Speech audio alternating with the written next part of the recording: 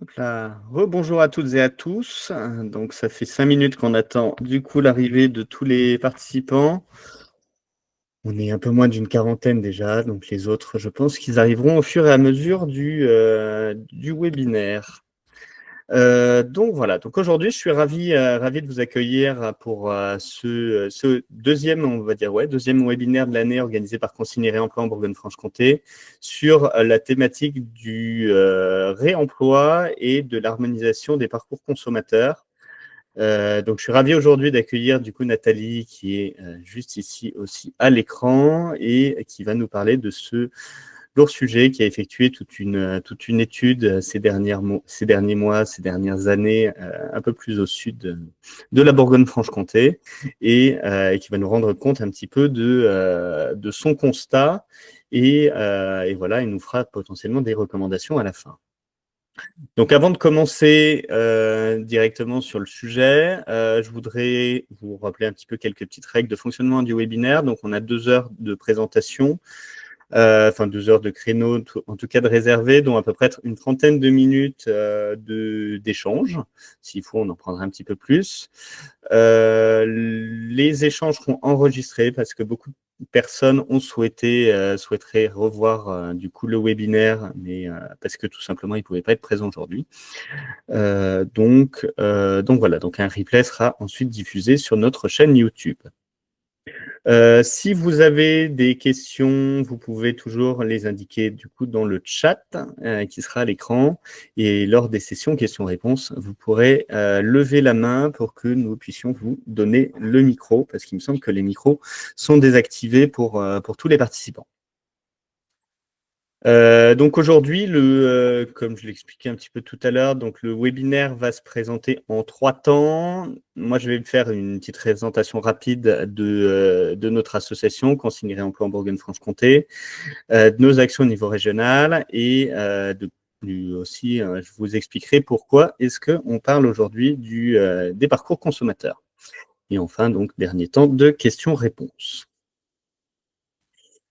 Donc l'association, donc Consigne et Réemploi en Bourgogne-Franche-Comté, donc on est une association qui existe depuis 2017 et qui a pour but de fédérer, de sensibiliser les acteurs professionnels de Bourgogne-Franche-Comté au réemploi des emballages et à la consigne. Donc nos missions principales, c'est essentiellement de faire de l'animation de réseau, de mettre à disposition des ressources qui sont soit du coup les chargés de mission ou des ressources en ligne. En fait, à travers notre site internet, vous pouvez accéder à nos ressources, elles sont ouvertes. Et enfin, on essaie d'impulser sur les territoires des nouvelles boucles de réemploi, donc en outillant des acteurs sur chaque territoire pour essayer de mettre en place du coup le réemploi et de mettre en lien tous les acteurs pour créer des synergies entre acteurs pour finalement créer un écosystème un peu plus favorable au déploiement du réemploi. Donc nous, on est financé essentiellement par la région et par l'ADEME, que l'on accompagne du coup dans la définition d'une stratégie un peu régionale sur le réemploi des emballages. Et donc, dans notre écosystème, on a un certain nombre d'adhérents qui sont essentiellement des distributeurs, des collectivités, donc syndicats de traitement et de gestion de déchets, des opérateurs de réemploi, de lavage, des producteurs ou encore des entreprises et des particuliers. Voilà. Depuis à peu près un an, un an à peu près maintenant, on a mis en place une grande mobilisation autour du réemploi de contenants alimentaires en Bourgogne-Franche-Comté sous le prisme du lavage. En fait, on a été accompagné par un cabinet de conseil qui s'appelle Utopreneur, qui nous a donc accompagnés pour essayer de définir une stratégie sur le déploiement d'unités de lavage dédiées aux contenants alimentaires en Bourgogne-Franche-Comté. Donc cette étude, elle s'est divisée en 3 temps. Un premier temps qui était un état des lieux pour identifier quelles sont les pratiques principales en termes de réemploi d'emballage. Ces pratiques sont aujourd'hui vraiment dominées par la présence d'initiatives locales et notamment des producteurs dans le secteur brassicole. Ce sont vraiment les brasseurs aujourd'hui qui font le plus gros lot, on va dire, de contenants réemployables sur la région. Et ensuite, il y a tous les autres secteurs, notamment les jus, les vins, qui commencent un petit peu à émerger. Et enfin, tout ce qui est contenant en bocal et restauration collective, qui sont encore on va dire, c'est plutôt des filières en émergence. Donc ces différentes pratiques aujourd'hui, elles se développent de plus en plus. Il y a de plus en plus aussi d'acteurs d'envergure nationale qui commencent à se déployer sur la région et on se rend compte que malgré un déploiement et une vraie volonté aussi nationale de remettre en place le réemploi, ça reste quand même des filières assez fragiles à développer et à soutenir, notamment sans soutien public, hein, parce que finalement, on se rend compte que les volumes ne sont pas encore suffisants pour atteindre des modèles économiques qui soient totalement viables à l'heure actuelle. Les perspectives de développement sur la filière bouteille, ce que l'on voit aujourd'hui, c'est qu'il y a quand même un gros enjeu sur la standardisation des bouteilles en verre, notamment dans le secteur brassicole, et aussi de développer les systèmes de consigne en grande distribution. Donc ça, c'est vraiment la standardisation, c'est vraiment le modèle aujourd'hui qui est vraiment recherché à la fois par les éco-organismes parce que finalement, c'est le modèle en fait qui devrait permettre d'atteindre des modèles économiques qui soient viables le plus rapidement possible. En revanche, cette volonté de standardisation peut avoir un certain nombre de limites, et notamment le côté un peu plus mise en valeur des marques, et beaucoup d'acteurs aujourd'hui freinent parce que justement le packaging, ça reste un des fers de lance finalement de leur marketing. Et donc la réflexion qu'on peut avoir aujourd'hui, c'est de se dire en fait, comment on va pouvoir faire cohabiter des modèles où il y a des modèles standardisés de contenants et en parallèle des modèles qui ne le seront pas, qu'on appellerait plutôt, on va dire, iconiques, des emballages iconiques ou qui auront eux leur propre filière. Et en parallèle, il y a les filières liées à la restauration collective qui restent aussi un gros enjeu. Il y a des gros volumes en face, on va dire ces filières-là peuvent venir soutenir en fait, par exemple, les filières bocales de lavage de bocaux en région. Donc sur enfin, on va dire à la suite de cette étude, nous on a défini, on va dire, avec la région et l'ADEME, une feuille de route qui est celle d'accompagner finalement le déploiement des différentes filières, que ce soit les filières bouteilles, les filières bocaux, mais aussi la restauration collective. Et en termes de lavage, en fait, sur le sujet bouteilles et bocaux, l'objectif, c'est d'accompagner un autre laveur historique qui s'appelle la société Chevaux pour qu'il soit en capacité, en fait, en tout cas, de recevoir l'ensemble des volumes issus des filières existantes de réemploi. Pour cela, il faut justement le mettre aux normes en termes de procédures, on va dire, à la fois d'hygiène, processus industriel, etc. Donc ça va être un peu le grand projet de cette année. Et en parallèle de la modernisation de cet acteur local, l'objectif, c'est de réfléchir finalement à la mise en place, la structuration finalement un petit peu d'une filière unifiée à l'échelle de la région, où finalement on a plein d'acteurs qui cohabitent ensemble et qui travaillent ensemble en fait pour essayer de maximiser donner un maximum de chances au réemploi d'être mis en place en région.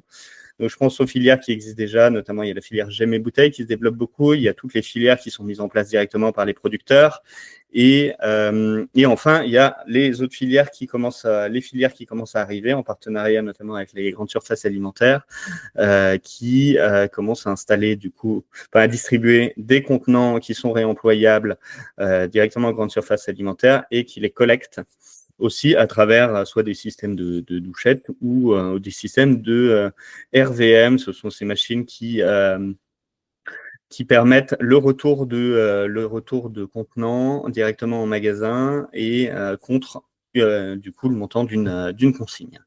Donc, en fait, aujourd'hui, il y a plusieurs filières, plusieurs circuits de réemploi en fait qui fonctionnent en parallèle.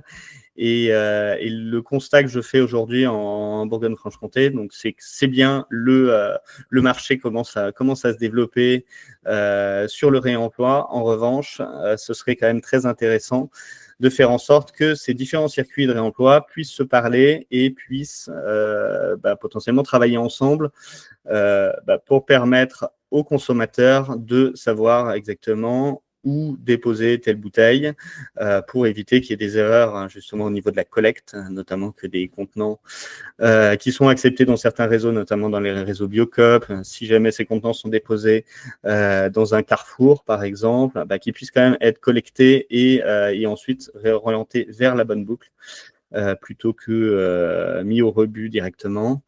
Et il en va de même du coup sur la communication aux consommateurs, d'essayer d'avoir des grands traits, en tout cas, d'une communication régionale sur cette thématique du réemploi, sur les circuits de réemploi, tout en réussissant à maintenir, bien entendu, les entités de marque de chaque opérateur de réemploi.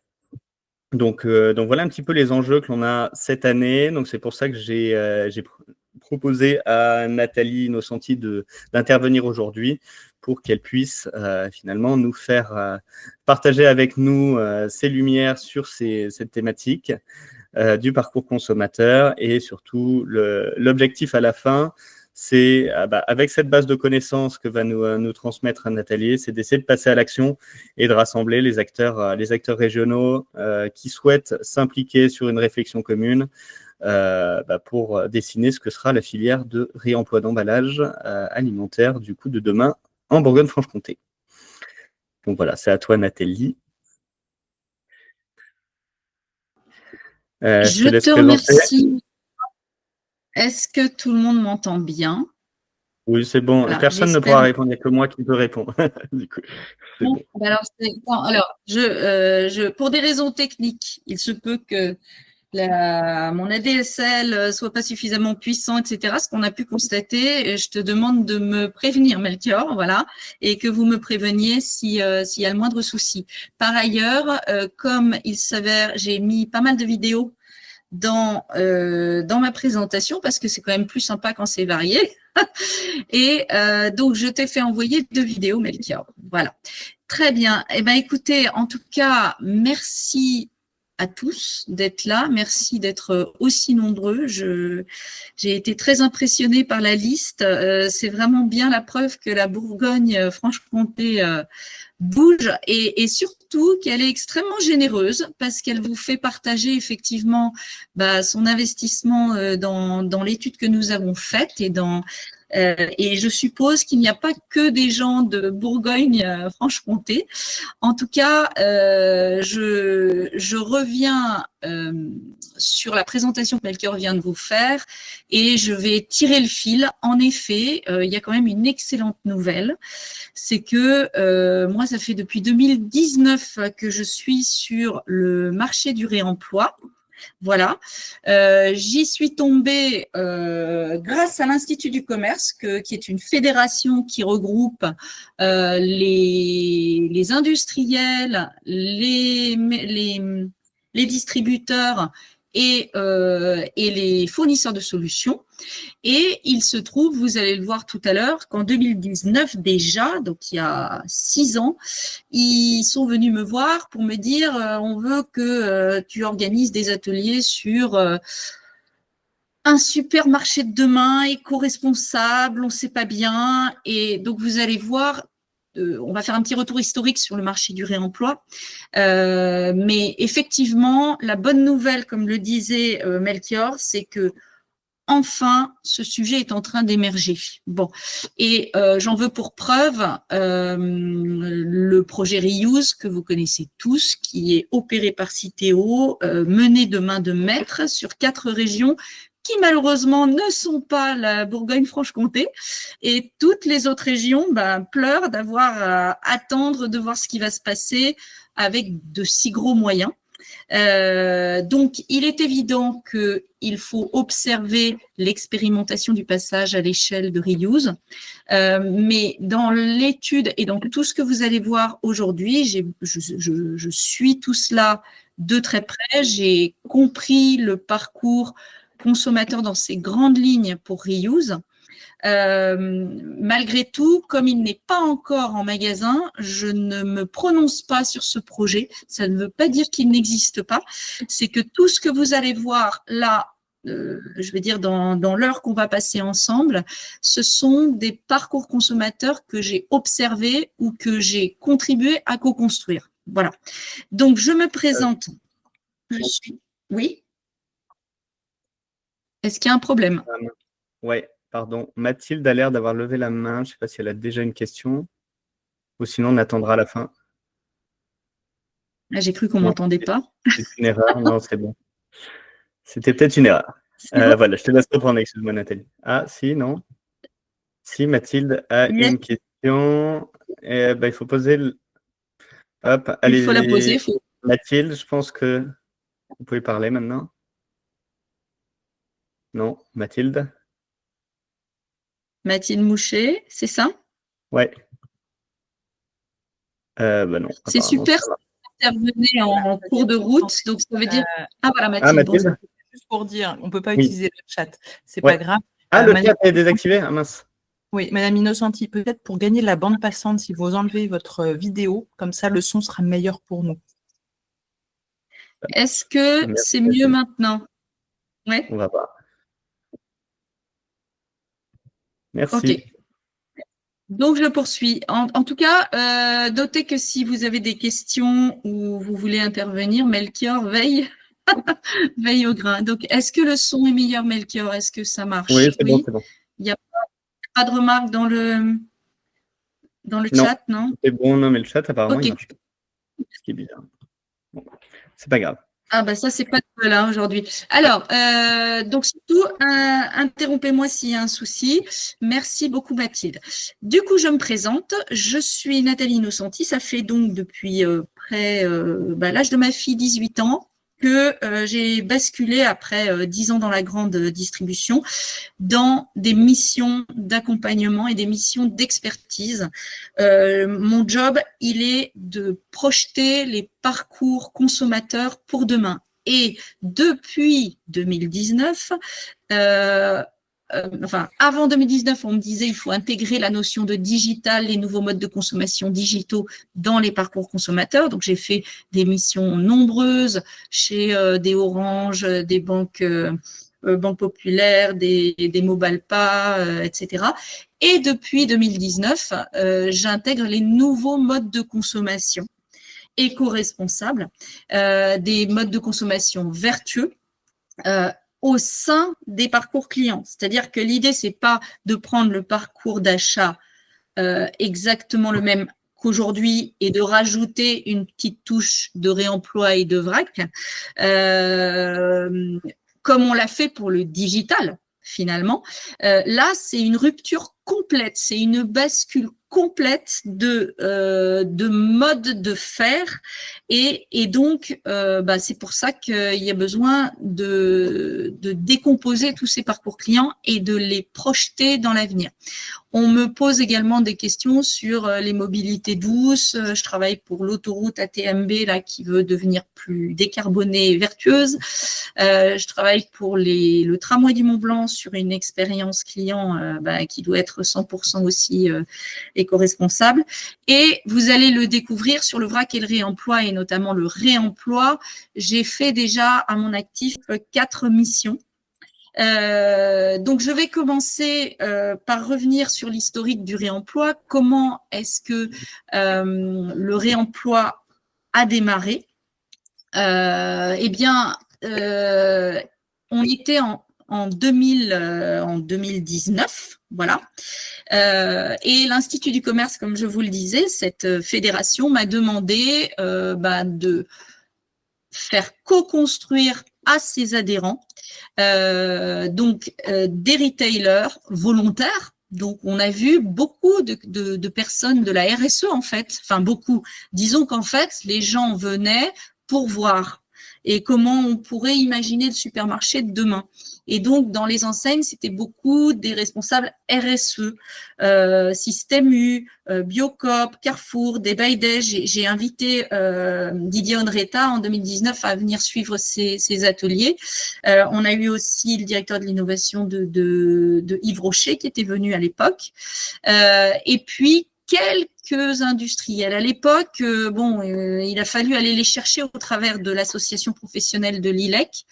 Et alors, par contre, il y avait déjà un certain nombre d'acteurs du lavage, de la collecte-retour, de la traçabilité, des fédérations comme Réseau Vrac et Réemploi qui existaient et qui avaient assisté à ces 3 ateliers du supermarché de demain. Et nous avions, en fait, je vous projette une vidéo, vous me direz si vous ne voyez pas la vidéo. Nous avions avec Visiative, qui est un logiciel de projection en 3D, et l'Institut du commerce, imaginez en fait un parcours client. On est, je vous rappelle, en 2019, selon 3 options. 3 options que j'avais mis en filtre de base. C'est-à-dire option 1, j'arrive avec mon contenant et je vais le remplir en vrac. Option 2, j'arrive sans mon contenant, mais je veux me servir la dose de mon choix et donc on va me fournir des contenants vides. Option 3, et ça existait déjà grâce à Loop, qui je crois arrive en Bourgogne-Franche-Comté là ces temps-ci, on me fournit un produit pré-rempli, pré-dosé, donc pré-dosé versus le vrac, donc je ne choisis pas ma dose, et pré-emballé dans un contenant réemployable que je vais pouvoir ramener à l'espace de collecte. On était déjà sur ces 3 options-là. Le vrac n'est jamais très loin du réemploi et le vrac induit le réemploi quand même. Et donc, pour vous donner une petite idée de ce qu'on avait fait, c'est qu'on avait déjà imaginé donc 40 actions, une quarantaine de transformations. Et on avait essayé de les imager à la façon 2019. Donc, on avait un message d'interpellation avec l'idée de fixer un objectif de contribution collectif. L'enseigne s'engage 200 tonnes par an. Nous avions imaginé également que cet objectif puisse être suivi dans les magasins en nombre d'emballages économisés. Ça existe aujourd'hui. Voilà. Donc, être interpellé, avoir des indicateurs qui permettent de tracer la contribution individuelle, d'exciter un petit peu le client. Il y avait effectivement l'idée d'une opératrice pour le vrac, parce que vous savez bien que le vrac, c'est quand même très difficile aujourd'hui sans accompagnement. Et l'idée d'un rayon mutualisé, c'est le supermarché de demain, 0 plastique, avec l'alternance entre le vrac, la dose de mon choix, et les produits réemployables, pré-dosés, pré-remplis. On reconnaît les packaging iconiques du départ de Loop, qui avait beaucoup influencé la réflexion, avec des packaging neutres, des étiquettes avec le minimum d'informations, là, des packaging iconiques en réemploi, et puis ensuite, on avait décomposé effectivement tout le parcours du vrac avec toutes les unités de besoin nécessaires, vrac solide, vrac liquide, avec la possibilité de choisir sa dose, de peser son contenant vide, pour pouvoir le recharger. Donc ça, comme ça ne concerne pas le réemploi, je le passe hyper vite. Voilà, tout ce qui était tarage, etc. L'idée d'avoir également des contenants secondaires réemployables avait été évoquée, et donc le traçage de ces contenants secondaires qui pouvaient faciliter l'achat. Et enfin, la visibilité sur le ticket de caisse de la consigne avait été envisagée, avec ensuite l'idée des reverse vending machines où tu reviens et des machines de collecte à l'extérieur du magasin, ce qui avait été imaginé dans les réflexions d'origine. Vous voyez qu'on n'était pas tombé très loin des parcours actuels et on ne savait pas exactement comment ça allait être, mais on avait pensé cet espace entre guillemets consigne sans vraiment savoir, avoir conscience de ce qu'on disait quand on disait consigne, avec une sorte de tapis d'aéroport c'est le tapis d'aéroport finalement, ce sont nos reverse vending machines d'aujourd'hui, qui pouvaient reconnaître les contenants éligibles et les contenants qui n'étaient pas éligibles. Ça, c'était déjà 2019. Donc, vous voyez que la technique de co-construction qu'on avait adoptée avait permis d'approcher peu ou prou ce qui allait se passer dans l'avenir. Voilà. Donc, comme c'est mon job de savoir ce qui va se passer dans l'avenir, qu'est-ce qui s'est passé après? Après, j'ai cru que, en fait, on allait avoir des missions. Moi, j'ai cru que j'allais partir en mission et que ça y est, tout le monde allait s'adresser à moi, que ça serait formidable. Qu'est-ce qui s'est passé? Non, en fait, ce que vous voyez là, c'est qu'il y a eu une multitude d'initiatives, soit, je veux dire, monomarques, du type Danone chez Day by Day qui avait lancé sa propre machine de yaourt, ou Mustela qui avait lancé dans les pharmacies son propre distributeur, que j'avais testé bien sûr, et puis des initiatives qui ont été lancées par des associations comme l'ILEC, chez Franprix, où ils avaient fédéré plusieurs acteurs, plusieurs industriels et avec un seul distributeur. Il y a eu des laveurs et des fournisseurs de solutions, si vous voulez, qui, eux, ont essayé de fédérer plusieurs enseignes avec leurs solutions. Voilà, par exemple Loop, qui est ici présent. Et on a donc assisté à la naissance d'un très grand nombre de tests, voilà, que moi, j'ai passé 2 années à auditer. C'est-à-dire que mon job là-dessus, c'était de passer au travers des enseignes pendant 2 ans, et puis de regarder ce qui était mis en place par rapport au parcours qu'on avait imaginé avec l'Institut du commerce, qui n'était pas mis en place, qui était bien mis en place, et ce qui était plus ou moins oublié, et de tracer en fait tout ce qu'il fallait a priori pas faire, mais tout ce qui était formidable à la recherche finalement des standards de marché.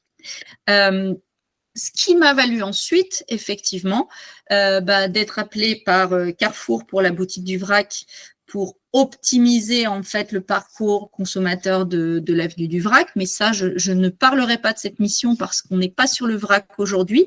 Mais je précise malgré tout que le réemploi, pour tous ceux qui font aussi du vrac et qui m'écoutent, le réemploi n'est jamais très loin du vrac. Je veux dire, la différence entre le réemploi et le vrac, c'est la dose de mon choix. Avec le vrac, la bonne nouvelle, c'est que je peux choisir ma dose.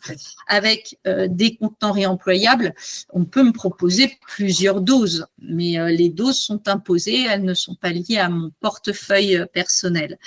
Et puis ensuite, et je vous en reparlerai en fin d'intervention, Day by Day nous a confié le lancement de sa gamme de produits à emballage réemployable et on a fonctionné par itération et je vous décrirai la méthode que nous avons employée, pareil, toujours une méthode de co-construction des parcours consommateurs, mais cette fois-ci en miroir des parcours logistiques inverses parce que il fallait ficeler et visser tout le fonctionnement de la boucle du réemploi. Donc, on décrivait à la fois toutes les étapes du parcours consommateur et en même temps, si vous voulez, c'est comme si on avait eu 2 rétroprojecteurs. À gauche, parcours consommateur dans son détail et qu'est-ce qu'on va dire au client et qu'est-ce qui va se passer pour être sûr que les consignes pas au sens consigne monétaire, mais les consignes qu'on donne aux consommateurs pour l'inciter à passer au réemploi des contenants et à faire les bons gestes et à collecter en retour correspondait bien au process de logistique inverse. Je vous en reparle à la fin de la journée, à la fin de la présentation, pardon. Et puis, une autre mission qui est arrivée dans la foulée, et là aussi, je vais vous en parler avec tous les enseignements. C'est une magnifique mission qui a été commanditée par Alp Consigne, qui a depuis fusionné avec Rebouteille. Comme vous le savez, Alp Consigne, opérateur de collecte et de lavage des contenants réemployables, et qui s'était lancé sur les boissons avec des producteurs locaux cette fois-ci, et pas forcément toujours des grands industriels, et qui a fédéré ces producteurs locaux dans un réseau multi-enseignes, et qui m'a demandé d'optimiser, de venir diagnostiquer les parcours consommateurs de toutes ces enseignes-là que vous voyez, de la plus petite, vous voyez une petite épicerie au cœur de village à Gières, dans le 38, à la plus grosse c'était le Super U à Cognin, en passant par des enseignes qui avaient différents degrés de... En fait, j'avais des petites et des grosses enseignes qui adoptaient le même parcours client, et puis des enseignes dont les niveaux de maturité des clients n'étaient pas du tout les mêmes. C'est-à-dire que quand on est dans une épicerie qui fonctionne à 80% en contenant réemployables, produits bio, locaux, etc., avec des petits producteurs au cœur d'un village et qui est hyper pionnière en la matière, vous avez des clients des clients niveau 4. Et il faut que le parcours client, il marche avec des clients niveau 4, comme avec un client niveau 1 chez Super U. Alors, je précise les niveaux. Pour moi, le niveau 1, c'est je consomme comme avant. Le niveau, donc c'est le client rouge pour moi, et vous le verrez, c'est celui qu'il faut sensibiliser. Le client orange, c'est le niveau 2, c'est celui qui a, oui, c'est vrai, ben j'ai pas passé le cap, ah oui, j'ai pas commencé, non, j'ai jamais fait de réemploi, mais j'aimerais bien, oui, j'ai vu qu'il y avait une affiche, ah oui, j'ai vu, mais qui n'est pas passé en niveau 3, c'est-à-dire niveau 3, c'est le client vert clair. Je fais des images, mais le client vert clair, c'est celui qui, en fait, vous dit « Ah oui, je l'ai fait la dernière fois. Bon, j'ai pas encore ramené je l'ai fait une fois. Alors oui, c'est parce que j'avais vu une affiche, un dispositif dans le rayon. J'ai voulu essayer. Puis oui, c'est pas mal. J'ai l'intention de continuer. » Et le client niveau 4, c'est celui qu'on trouve à 80% dans l'épicerie de Gières ou dans des Satoris ou dans des CD ou des Casabio d'ailleurs, des petites épiceries bien engagées. Comme le magasin est petit, ils n'ont pas besoin de beaucoup de digital, ils comprennent grâce à l'accompagnement. Voilà, de la caissière, voilà, et c'est beaucoup plus facile de pratiquer, je veux dire, le réemploi dans des petits magasins avec des clients niveau 4 que dans des grands magasins avec beaucoup, une grosse masse de niveau 1, bien sûr. Et puis, donc ça, je reviendrai sur comment on a travaillé là-dessus parce que c'est sans doute la manière dont je vais vous proposer de travailler en Bourgogne-Franche-Comté, et on en discutera. Et puis, j'ai eu l'occasion également de travailler pour Pharma Recharge, et là, c'est l'acteur Caméléon, qui dispose de meubles de refill, en fait, de recharge. Alors, j'ai dit que le vrac n'était pas très loin du réemploi, mais la recharge, ça n'est pas du vrac, c'est du réemploi également. C'est-à-dire que c'est entre le vrac et le réemploi. Et là, il s'agit d'une machine qui est à Pharmacie Opéra et qui permet en fait de se servir une dose imposée qui à terme deviendra dose au choix parce qu'il y a une vraie tendance là-dessus et qui permet de choisir son gel douche, de clipser la bouteille sur le meuble qui a été conçu par Caméléon et c'est un meuble digital. On appuie 2-3 choses sur l'écran et clac, la dose sort. Je peux déclipser, fermer et là j'ai gel douche, crème, etc. Voilà. Donc là, ce qu'il faut voir, c'est que chez Alp Consigne, c'était low-tech, zéro-tech et chez Pharma Recharge, c'était high-tech, grosse tech. Voilà. Donc, ce qu'il faut retenir, c'est qu'aujourd'hui, le réemploi, donc il y a beaucoup d'initiatives. On est bientôt au passage à l'échelle. C'est le moment ou jamais de se poser les bonnes questions. On a d'un côté Citeo qui va lancer un test qui semble plutôt bien pensé et qui va se déployer dans plus de 1000 enseignes, je crois, enfin 1000 distributeurs volontaires avec des metteurs en marché volontaires pour le faire. Et ils ont l'ambition de toucher près de 16 millions de Français. Et de l'autre côté, tout un tas d'initiatives qui se sont lancées, qui ont du bon, qui ont du moins bon. Certaines sont très prometteuses.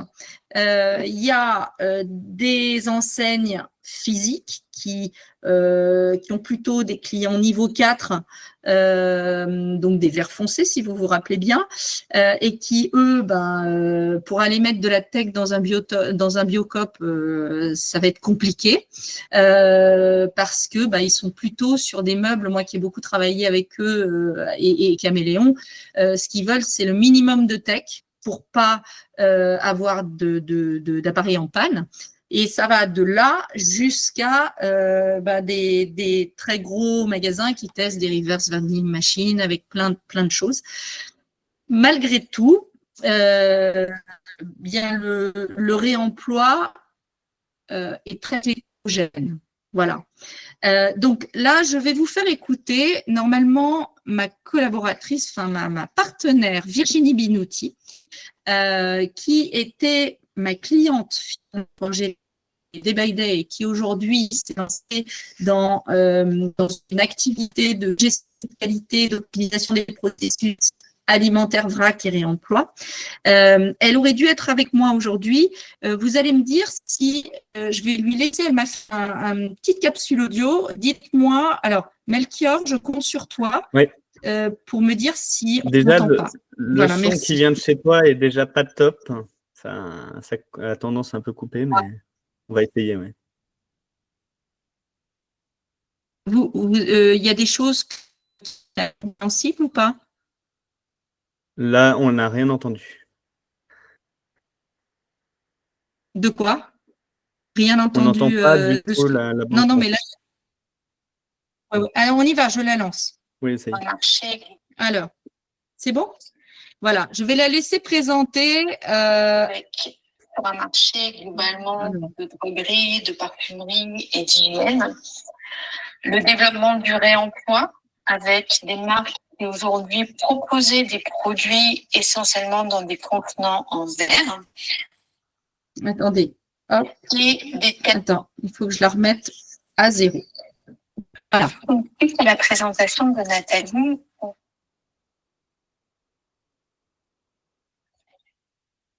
Alors, attends.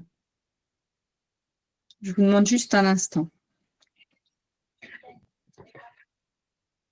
Là, il n'y a plus le haut-parleur, comme ça, c'est bien.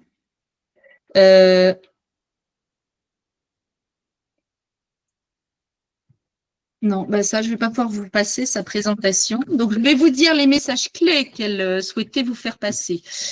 Ils rejoignent en fait pas mal ce que je viens de vous dire, c'est-à-dire qu'elle constatait dans sa partie qui est complémentaire à la mienne que les initiatives, il y en avait une multitude. Qui passe par des tests de réemploi de la part des industriels, des tests de vrac aussi, hein, on voit Aoste. Donc, c'est un industriel qui teste le vrac ou le réemploi en mode consigné. Voilà. Des initiatives fédérées par des réseaux comme ILEC ou comme En Avant Vrac ou effectivement comme celle de Citeo, des éco-organismes qui finalement lancent des tests mutualisés. Donc, il y a une multitude. si vous voulez, de tests qui cherchent finalement l'équilibre économique qui proviendra à la fois d'une adoption en masse par les consommateurs, certes, mais aussi des coûts de logistique inverse qui sont liés au lancement de tous ces tests.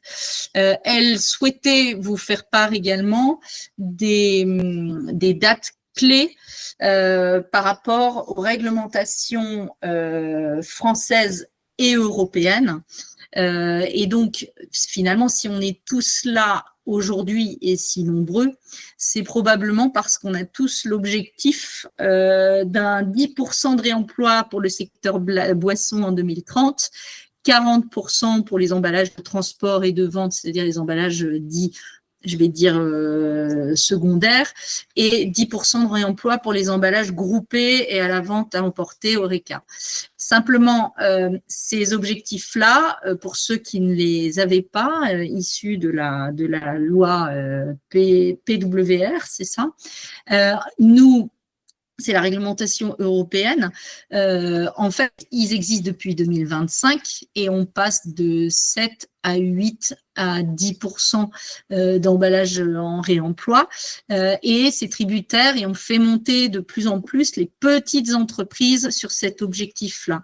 Il faut savoir qu'elle voulait vous dire également que ce qui fait la spécificité française, c'est que la réglementation flèche sur la fin du plastique à usage unique et que sous vos yeux, effectivement, vous voyez des objectifs là-dessus. Et les réglementations encouragent énormément le réemploi et également la recherche de filières pour tous les produits qui devraient être mis sur le marché, des filières REP, de recyclage des emballages à usage unique. Donc voilà, il y a des discussions encore sur ces objectifs et notamment la méthode de calcul qui est en cours de discussion encore avec les réglementaires. Et tout l'enjeu, c'est effectivement de pouvoir bénéficier d'une offre la plus large possible sur le marché français. Et quand on voit qu'effectivement, aujourd'hui, une enseigne de proximité petite, moins de 400 mètres carrés, va de 2000 à 7000 références, mais on peut aller jusqu'à 50 000 références dans un hypermarché, elle souhaitait vous faire part du fait que les acteurs du réemploi aujourd'hui peinent, je reprends ces mots que j'ai écoutés ce matin, peinent à arriver à environ 1000 références qui sont essentiellement dans le liquide. Je le fais moins bien qu'elle, mais je pourrais mettre sa présentation audio sur demande. Alors, le réemploi, Melchior, est-ce que tout va bien? Il n'y a pas de questions, pas de problème de son? Tout est bon a priori. Si l'écran reste en plein écran, c'est bien, mieux. Et non, niveau son, c'est bon. Voilà. Merci. Je sonde parce que je pourrais bien parler toute seule. Alors, le réemploi aujourd'hui. Le réemploi aujourd'hui, c'est une multitude de tests, c'est ce que j'ai dit. Et donc, vu du point de vue des consommateurs, là, vous avez 4 produits qui proviennent de 4 endroits différents. Parce que moi, je suis une adepte du vrac et du réemploi, vous vous en doutez, j'ai mis plusieurs années, mais là, j'approche le zéro déchet. Alors déjà, ça montre une chose, c'est que depuis 2019 à 2025, il y a 6 ans, et il m'a fallu bien 6 ans pour faire basculer quasiment tout mon foyer sur quasiment tout mes produits, mais c'est pas complètement vrai que c'est quasiment tous les produits, mais c'est un vrai parcours du combattant. Parce que si j'achète là, le contenant que vous voyez à droite, c'est un contenant de la gamme, c'est une compote vide que nous avons aisément mangé, et qui doit retourner chez Day by Day. Et Day by Day, en fait, va me redonner 10 centimes. Je l'avais vu sur le ticket de caisse, sauf que Day by Day, bah, c'est déjà, un, c'est pas à côté de chez moi, et deux, donc c'est dans le 17e, il faut que je leur ramène leur contenant, qui ressemble fort au contenant de La Tournée, qui est un acteur très pionnier, avec le fourgon, hein, que vous connaissez tous, hein, je ne vais pas vous faire des cours, mais qui, lui, en fait, me livre chez moi tout un tas de contenants réemployables dans des contenants neutres qui sont pré-remplis, que j'ai choisis sur un formidable site internet. Et là, pour restituer celui-ci, bah, il faut que je me souvienne que c'est celui-ci. Voilà, mais je m'en souviens grâce à l'étiquette qui est au-dessus. Et sur cette étiquette, y a marqué qu'il faudra que j'attende. D'ailleurs, c'est pas marqué. La prochaine livraison pour restituer ce contenant. Et là, quand je vais le restituer, donc 1, 2, 3 contenants vides à La Tournée, on va m'en livrer d'autres et on va comptabiliser le nombre de contenants que j'ai restitués et on viendra créditer ma tirelire du nombre de contenants que moi, je croyais que c'était le nombre de contenants que j'avais restitués. Mais en vérité, il semblerait que ça soit tracé. J'ai un petit doute là-dessus. En tout cas, il semblerait que ma cagnotte sur Internet, un peu comme Litchi, se crédite. Voilà. Et si je rends 5 contenants d'un certain format, je vais avoir 50 centimes sur une cagnotte qui sera déduite de mon prochain achat.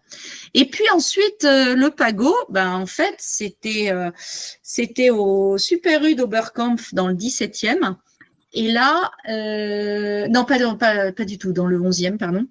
Et là, il va falloir que pour le ramener, je le mette dans une reverse vending machine, c'est-à-dire une grosse machine qui va reconnaître, et il ne faudra pas que je me trompe, mon contenant. Et donc, c'est un 3e parcours dans un autre magasin. Et là, j'aurai le choix, en fait, entre des bons d'achat. Non, j'ai pas le choix, c'est des bons d'achat.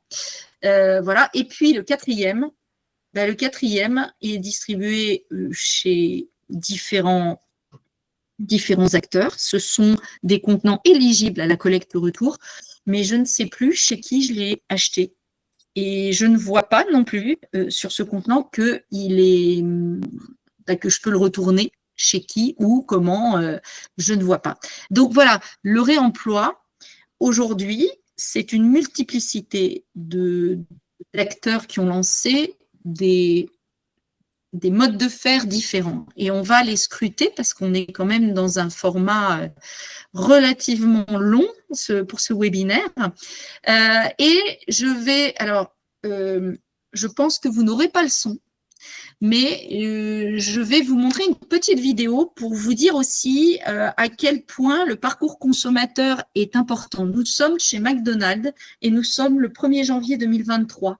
Le 1er janvier 2023, la restauration rapide devait absolument adopter les contenants réemployables et donc ils ont lancé leur premier parcours. Et je reviens de vacances. Et je ne sais pas si vous entendez le bruit.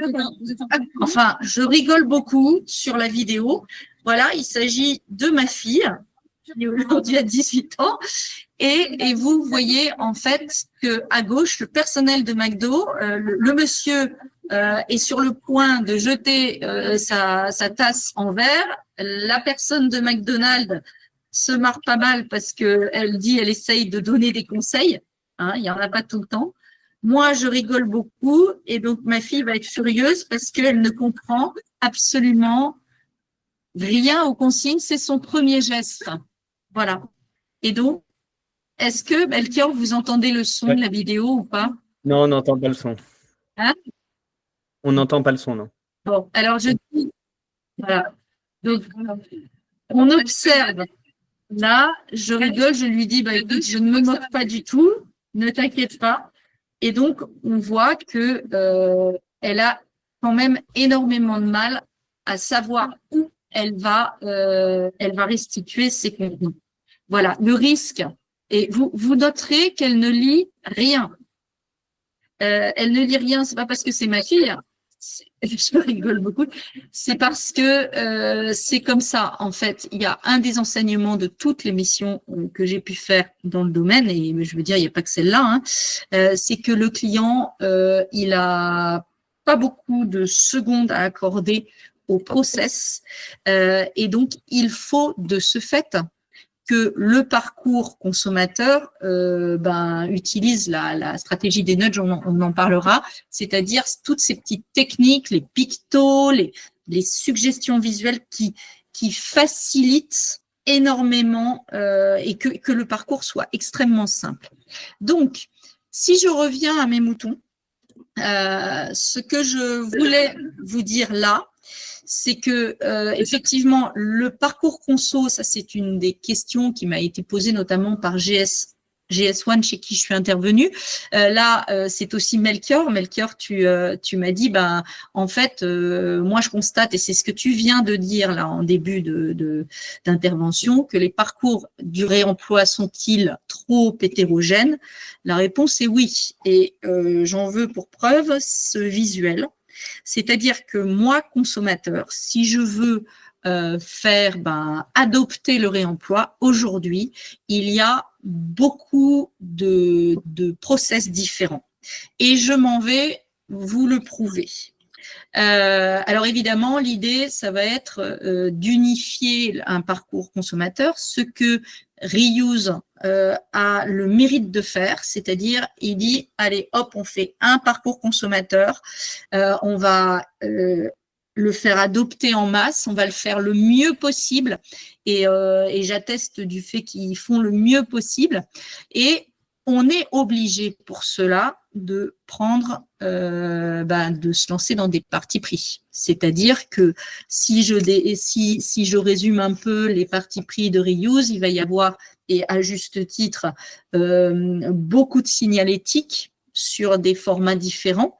Ils ont opté pour la consigne, avec des valeurs de consigne identifiées qui fédéreront, ils ont mis en place effectivement une identité visuelle où il y a aujourd'hui, pour ce que j'en sais, plusieurs logos qui vont peut-être cohabiter, plusieurs types de contenants qui vont peut-être cohabiter. Mais derrière, quand le client va acheter, il va être bien informé. Et puis ensuite, il y aura 3 modalités de retour pour récupérer la consigne. Donc notamment des TPE mis en caisse, au service client, pardon, qui vont permettre de récupérer ma consigne dans certains types de magasins, et sinon des reverse vending machines dans certains autres. Voilà. Alors, il y a la traçabilité, il y a tout ça. Donc ça, ce sont les parties pris du projet Reuse. Et ce projet, il est vraiment à regarder. Malgré tout, il faut savoir que on a, quand je suis en train de vous les afficher, près de 23 points de passage, voilà, 23 décisions à prendre. Voilà, et que quand on parle de parcours consommateur du réemploi, aujourd'hui, il y a effectivement cette perspective d'un parcours unique si toutefois l'expérimentation fonctionne pour Reuse, et il me semble qu'il faut que les parcours qui vont être inventés demain en Bourgogne-Franche-Comté ou dans toute autre région en attendant, et toutes les optimisations se doivent de considérer et une forme d'éco-reuse compatibilité, parce que si Reuse fonctionne, comme ils auront pris un temps d'avance sur l'adoption en masse, il faut quand même observer ce qui va se passer et être prêt à s'aligner. Voilà. Donc, il y a effectivement un des partis pris qui s'appelle la consigne, qui semble être un standard de demain.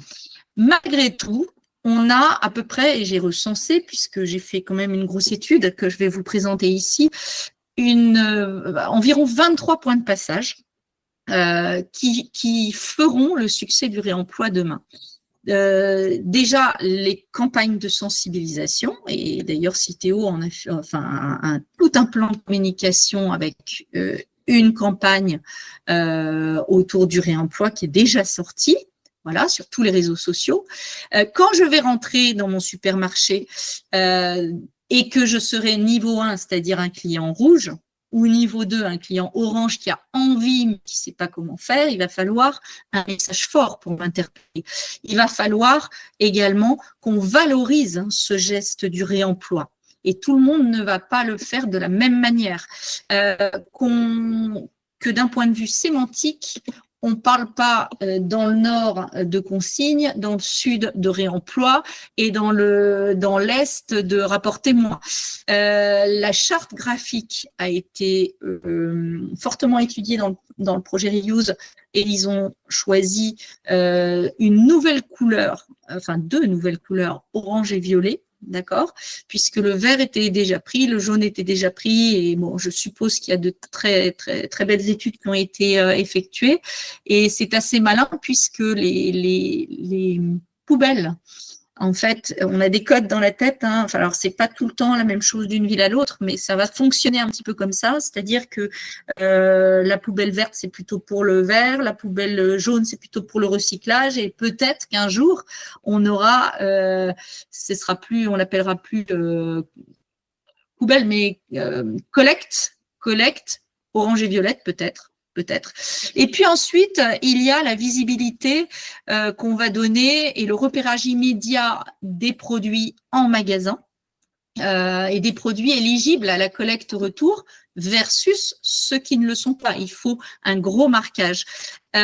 Ensuite, il y a comment j'accède à la pédagogie du réemploi. C'est comment est-ce qu'on va m'expliquer que ce contenant, je dois le ramener où, il y a énormément d'informations à faire passer dans le cerveau du client sur la valeur de la consigne, pour les petits contenants 10 centimes, pour les gros contenants, pour les contenants secondaires c'est 3 €, etc.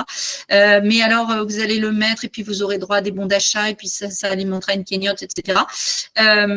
Ensuite, bien sûr, là, le parti a été pris sur Reuse sur la consigne avec une valeur par type de contenant, mais tous les acteurs ne sont pas encore alignés sur la consigne. Il reste encore des fonctionnements en caution et on va en parler.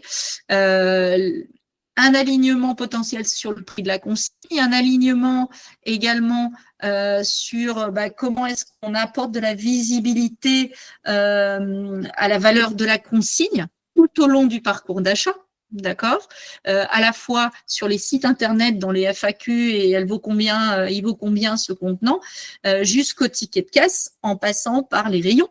Voilà. Comment est-ce qu'on va donner une valeur à cette consigne, si tant est qu'on prend le parti pris de la consigne, bien sûr.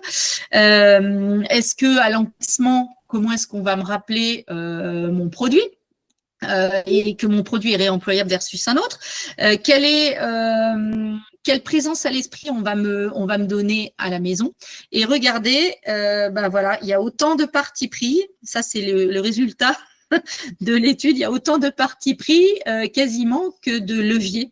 Donc, de façons de faire, 1, 2, 3, c'est 3 façons de faire que j'ai relevées, ou 7 façons de faire que j'ai relevées en termes de sémantique. C'est vous dire tous les partis pris qu'on a avec ou sans digital aussi. Et j'en passe. Il y a tous ces facteurs-là jusqu'au bout du parcours client.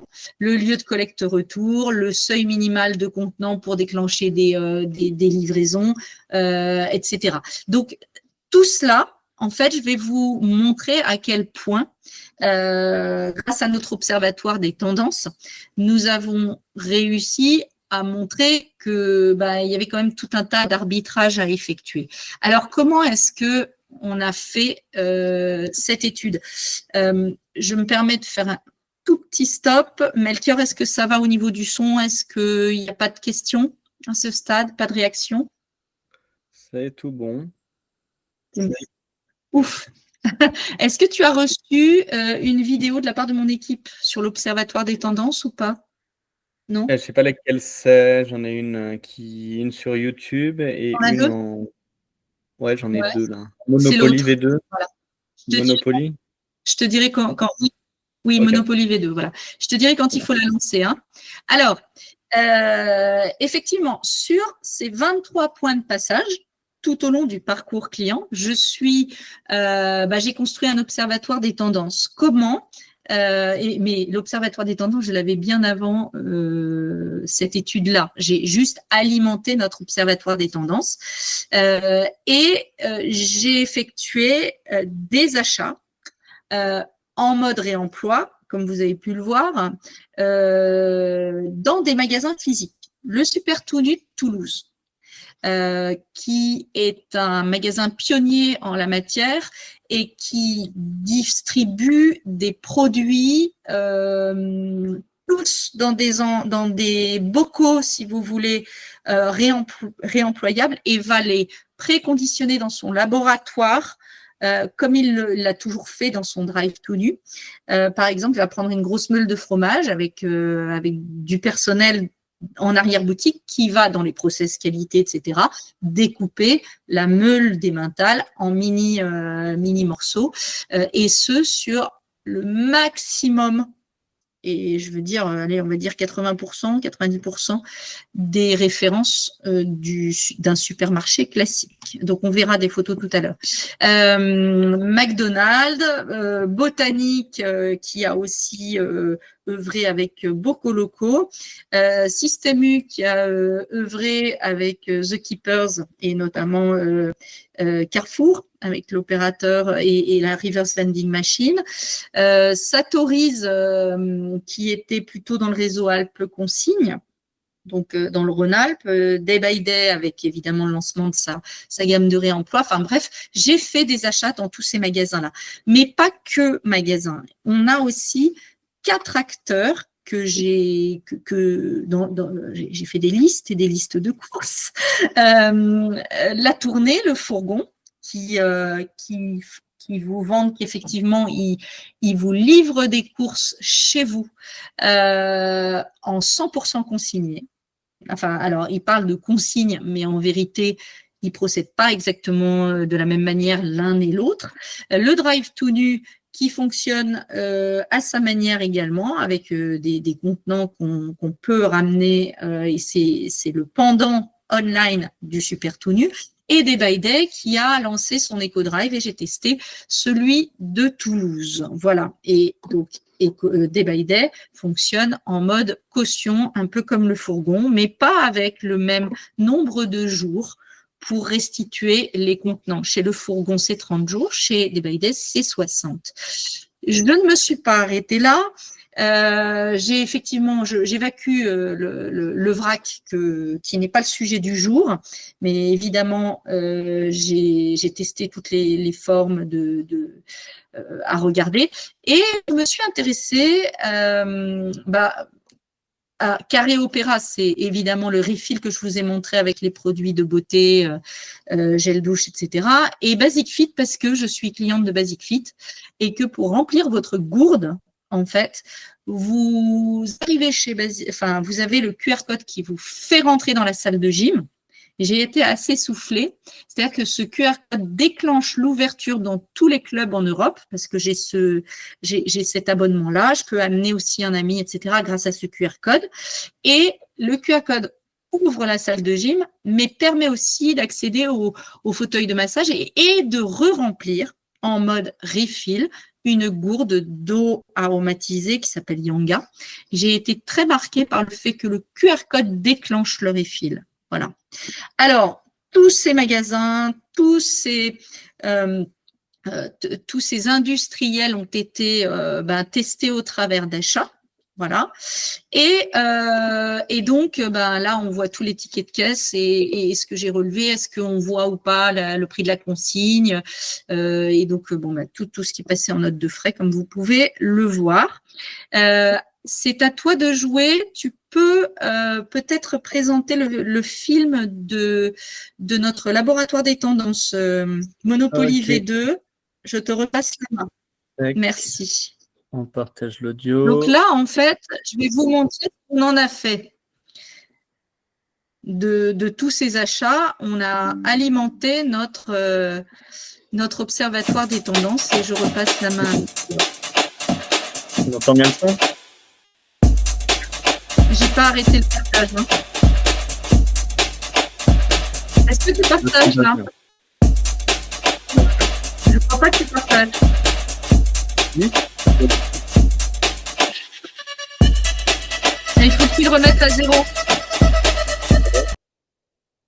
Le son marche bien, j'ai Il l'impression. faudrait que tu le remettes à 0. Oui, ah bah ça c'est bien. Si, merci. Voilà. Allez. Pourquoi c'est plus ici?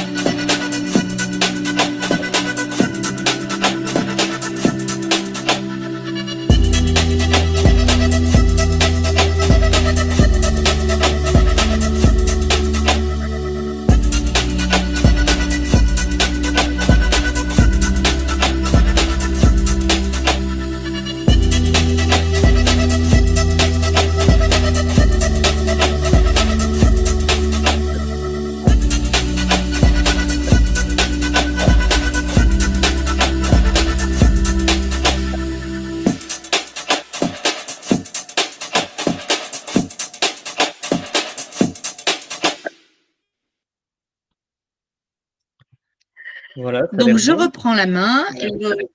Voilà. Donc, cette vidéo, elle vous explique un petit peu la manière dont on traite, je vais présenter. Je reprends la main. Voilà.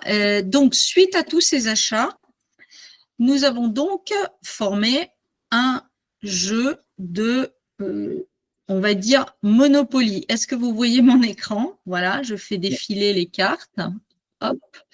Le voici. Hop, je vais l'afficher, vous allez mieux voir. Et je vais illustrer, voilà, j'ai là pour l'instant, il est en cours de mise à jour, c'est les 63 qui vont venir nourrir les quelques 200 qu'on a déjà. Et donc, il y a une partie, c'est comme vous l'avez compris, il y a une partie, par exemple, photo, il y a une partie descriptif du dispositif, voilà, illustration, et tout est classé par étape du parcours client selon la couleur et l'objectif auquel ça contribue, c'est-à-dire renoncer, réduire, réemployer, rendre à la terre ou recycler. Voilà.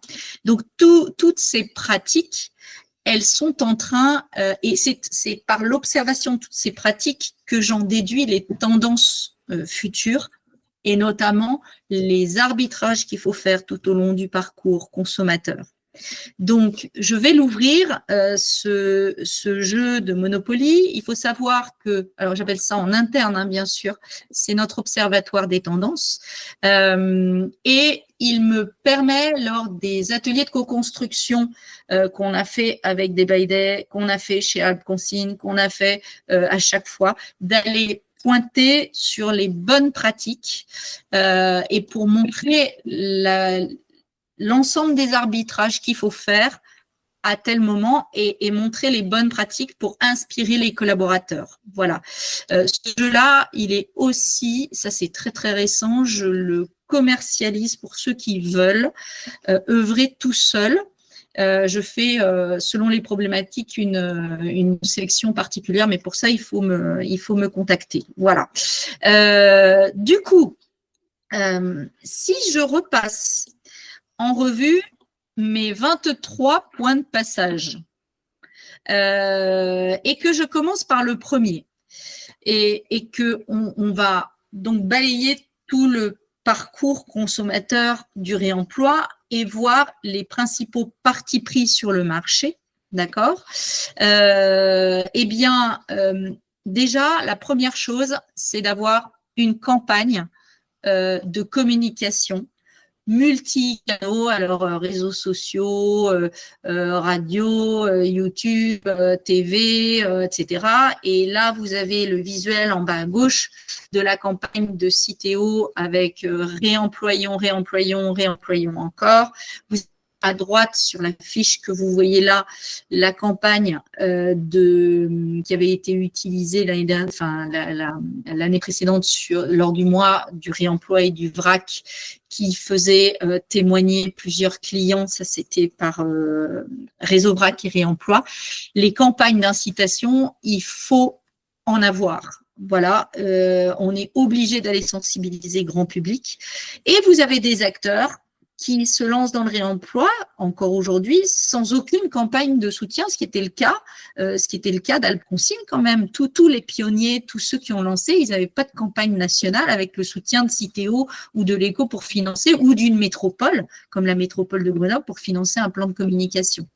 Mais aujourd'hui, il est clair que la campagne, il la faut, et si possible, en national. Et si la campagne est nationale, alors il faudra harmoniser certains parcours. Voilà. Ça ne peut pas rester tel quel. Deuxième point de passage, montrer un message fort dès mon entrée dans le magasin. Alors là, c'est typiquement une façon une manière de se différencier. Hein. Chaque enseigne aura soit des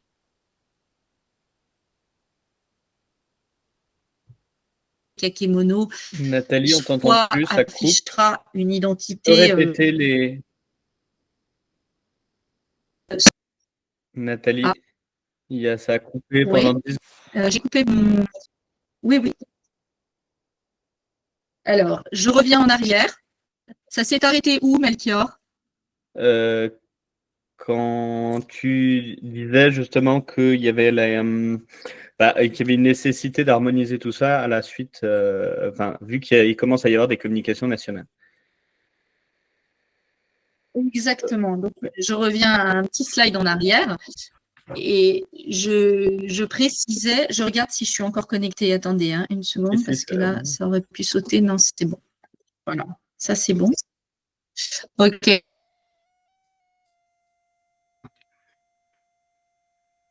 Donc, si tant est qu'il y a une campagne de communication a priori nationale, effectivement, elle ne pourra,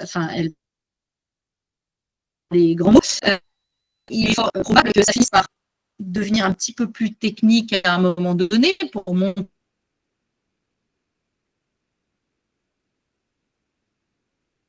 des gestes de collecte-retour, et il y aura immanquablement une forme d'harmonisation multi-enseigne. Mais en attendant, on peut faire ces campagnes de communication naturellement d'un point de vue national, mais on a encore quelques belles années devant nous. Sinon, je ne serai pas là devant vous. Ensuite, interpeller de façon forte mon consommateur, c'est finalement l'interpeller dès l'entrée du magasin. Donc là, je vais vous montrer la carte. Alors, hop, la carte numéro 2 de notre observatoire des tendances.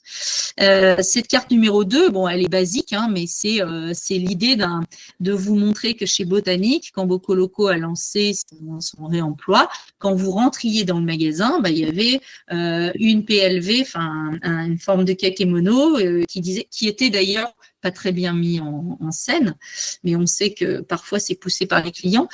Mais il y a ce type de pratique, et ça, c'est un peu chacun qui fait sa manière de faire, bien sûr, en communication. Il y a aussi l'idée de présenter dès l'entrée, et là je vous montre une pratique Alpronsine qui est devenue Revera maintenant, mais dès l'entrée, présenter les casiers de collecte, ou dès l'entrée, bien sûr, de positionner de façon extrêmement visible la Riven Vending Machine, c'est-à-dire la machine de collecte-retour digitalisée qui permet de récupérer le montant de sa consigne. On va le voir un petit peu plus tard, mais une des bonnes pratiques qui s'avère être hautement nécessaire, c'est que dès l'entrée, je sois sensibilisée, ça c'est sûr. Alors, de quelle manière, à chaque enseigne, sa manière de faire. Ici, vous êtes, j'ai également, je vous présente le supermarché à votre droite de Toulouse, le Super Tout Nu, qui lui, un peu à la façon d'IKEA, quand vous rentrez avec votre caddie, vous commencez par le geste de collecte-retour, qui est un standard chez eux, puisque tout est collectable, tout est réemployable. Et donc là, vous voyez, vous passez avec votre caddie, et en fait, ça va imprimer l'idée que comme quand tu arrives chez Ikea et que tu commences par les sacs bleus que tu mets dans ton caddie, etc., en fait, tu arrives chez Super Tout Nu avec tes contenants issus de ton coffre, les contenants vides, et c'est la taille de la capsule, d'accord, qui fait foi et qui fait référence, et on voit les casiers. C'est pas très joli, hein, voilà. Mais en tout cas, ce qui est certain, c'est que il y a une tendance forte à aménager l'entrée des supermarchés comme un passage obligé, un premier réflexe de course, et plus votre reverse vending machine, plus votre dispositif de collecte-retour sera vendeur et attractif et évident, plus les clients qui sont à la caisse en face vont avoir le réflexe de poser la question à la caissière. Mais c'est quoi ce truc, et comment on fait, et donc il faut pousser un petit peu le client à le faire. Voilà. J'avance ensuite sur, je vais mettre celui-là, voilà, sur l'idée d'avoir un message fort, effectivement, dès l'entrée, ça on vient de le voir, si ce n'est que les acteurs du online, ils ont cette chance-là, ils ont beaucoup de chance, les acteurs du online, et il faut aller prendre beaucoup de bonnes pratiques chez les acteurs du online. Pourquoi? Parce que eux, vous rentrez sur une home page avec une promesse très forte. C'est pas comme dans un supermarché où on est extrêmement sollicité. Donc, il faut prendre ces phrases de promesse sont très interpellantes. Le grand retour de la consigne, livraison de boissons produites consignées à la maison et au bureau. Le drive tout nu, c'est la garantie comme de faire vos courses comme au supermarché, mais avec des produits, des bocaux consignés. Bon, si on avait une possibilité, par extrapolation, dans un supermarché, de passer sous une couronne réemploi, je vais dire, sous un totem, voilà. La théâtralisation à l'entrée est une véritable tendance. Voilà.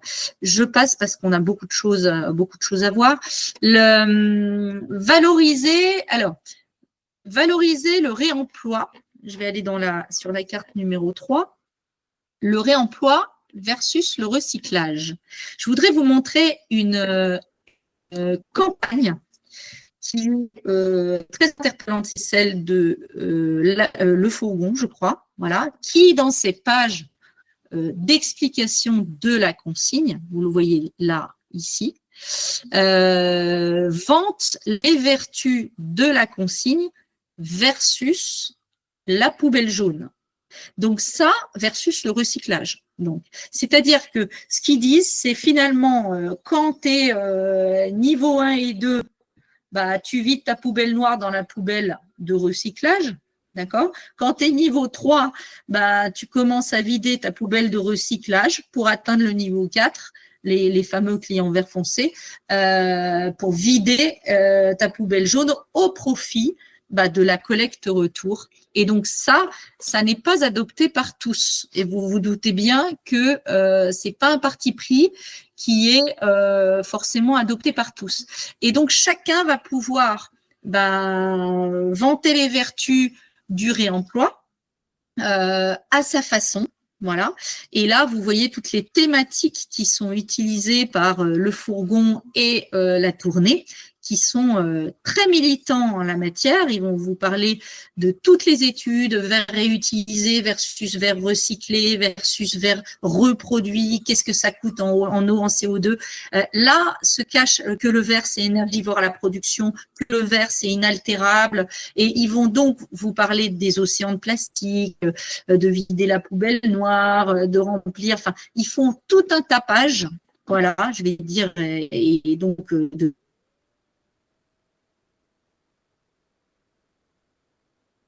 sensibilisation, parce que ce sont des acteurs relativement il ne faut pas l'oublier. Malgré tout, une des tendances qui se cache derrière cela, c'est de valoriser en gouttes d'eau, en équivalent CO2, par des petits pictos, etc., le geste du réemploi. Voilà. Et notamment de le mesurer en termes de virtuosité. Donc, soit par des compteurs, et ça on va le voir tout à l'heure, du réemploi à titre individuel, ma contribution, j'ai ramené 3, 5, 8 contenants, d'accord, soit la contribution collective. Et ça, on va le voir aussi, c'est en train de sortir. Ensuite,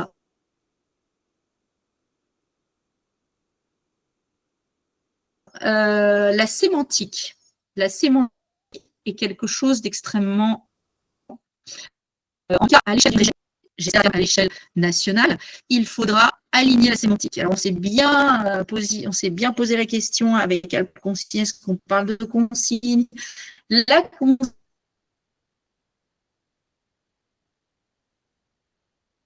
consigne, ça parle beaucoup Nathalie, la connexion à ne ceux qui fonctionne ont pas plus de trop. 35 ans, plus de 50 ans, je crois, parce qu'ils l'ont connu quand il était petit. Ah oui, et puis ça a une connotation assez positive. Par contre, au monde, Ouais, j'ai l'impression qu'il y a 5 secondes de latence.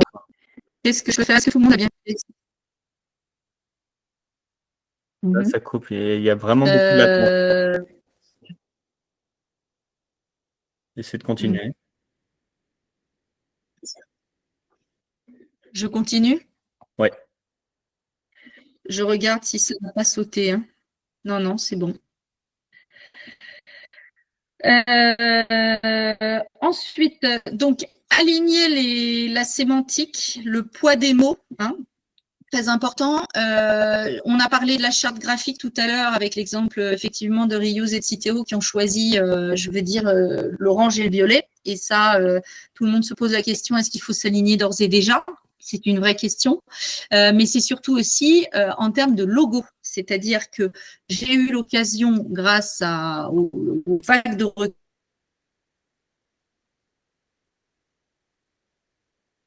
recueil que j'ai pu faire pour Alconsigne, pour des Day, mais surtout pour Alconsigne, de voir à quel point un seul logo unique et une campagne qui capitalise un petit peu, qui capitalise sur un logo. Ça va pas du tout qui est un niveau picot. son, Nathalie. Oui. Allô? Nathalie, ça va pas du tout au niveau du son. Est-ce que tu veux que je te téléphone? Essaie de mettre le téléphone au pire sur la conversation. Mince. Je sais pas comment ça va fonctionner.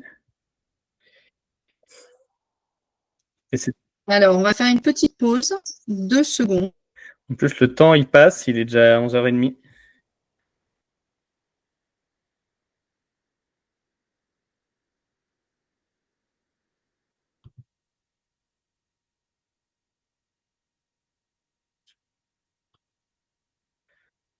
Tu nous entends, Nathalie?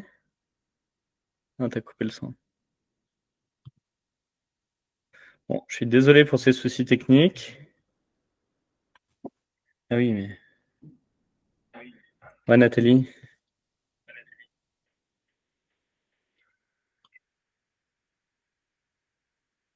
Poursuivre. Ah bah, le son est...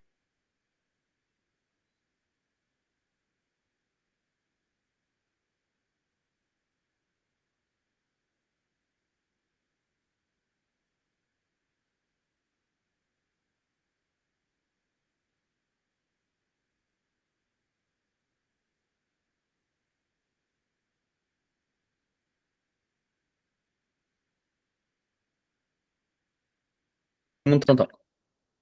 C'est bon? Ah, ouais, c'est bon. Vas-y. Du coup, il faut peut-être que je coupe. Non. C'est la catastrophe. Ça fait des échos, désolé.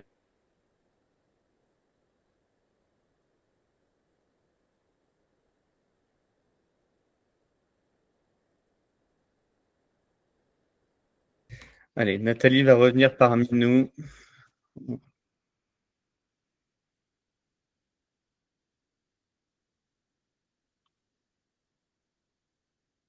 Tu l'as, Nathalie, tu as ton micro coupé. Hein.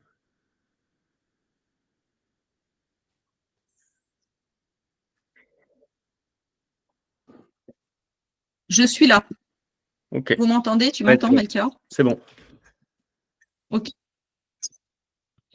Ok, donc là, vous voyez, du coup, ce que je disais, c'est qu'effectivement, la charte graphique est un élément essentiel et qui fait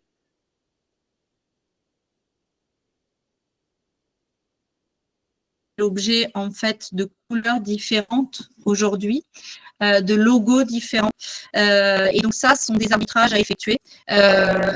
L'idée effectivement de repérer immédiatement les produits éligibles à la collecte retour, c'est tout à fait essentiel. Et donc là, on voit plusieurs façons de faire. On a des gens qui vont utiliser la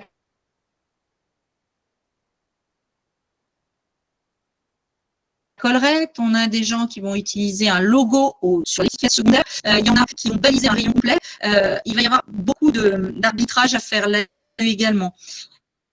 On a également tout ce qui est lié à la pédagogie du réemploi. Comme je l'ai dit tout à l'heure, nous avons énormément à dire aux clients. Vous avez des marques qui aujourd'hui diffusent des produits sans aucune explication. On l'a vu chez Prosin tout à l'heure. Il n'y a pas de signe de reconnaissance que le produit amène le produit, que le produit est fiable, consigné, chez quel distributeur, comment je l'utilise, puisque les étiquettes disparaissent.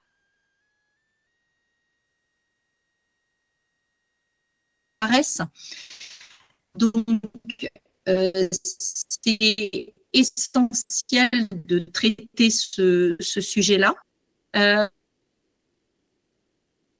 Il y a 3 manières de faire aujourd'hui. La première, c'est pas de dispositif d'incitation. Ça existe encore aujourd'hui, c'est-à-dire ce sont des enseignes qui pratiquent finalement la confiance. Alors aujourd'hui, le Super Tout Nu de Toulouse, ayant un niveau de clientèle plutôt très engagé, va proposer de faire confiance à ses clients sans traçabilité de la consigne, c'est-à-dire que quand vous allez acheter les bocaux dans ce supermarché, vous voyez, toutes les étiquettes ont disparu là sur le visuel à droite, ce sont des bocaux purs, neutres, pré-remplis, et vous allez les ramener vides dans un parcours à la IKEA, comme je le disais, et vous allez dire à la caisse de façon physique, hein, enfin, je veux dire spontanée, j'ai ramené 10 contenants. Bon, bah ça tient pour une petite épicerie. mais ça peut pas tenir dans un grand hypermarché. Vous avez un deuxième système qui existe et que vous voyez à droite sur la carte là que je suis en train de vous montrer. C'est que, par exemple, quand vous faites vos courses online chez Le Fourgon, eh bien là, c'est un principe de caution. Donc, comment ça fonctionne? Eh bien, je vais me faire livrer tout un tas de produits. Et puis, on va prendre l'empreinte de ma carte bancaire parce qu'on est online et on va me prévenir qu'il faut ramener mes contenants avant 30 jours. Et donc, en tout cas, faire une seconde commande pour inviter le livreur à récupérer tous mes contenants vides en échange d'une nouvelle commande. Ça, c'est un autre parti pris. Et puis, ensuite, vous avez évidemment le parti pris de la consigne que vous connaissez très bien, c'est-à-dire que j'avance le prix de la consigne lors de mon achat. Je le vois éventuellement sur le ticket de caisse. La valeur de la consigne, effectivement, ça fait l'objet aussi d'alignement, en tout cas sur les tests. C'est une chose à faire.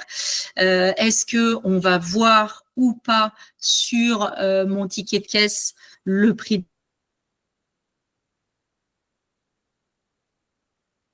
de la consigne?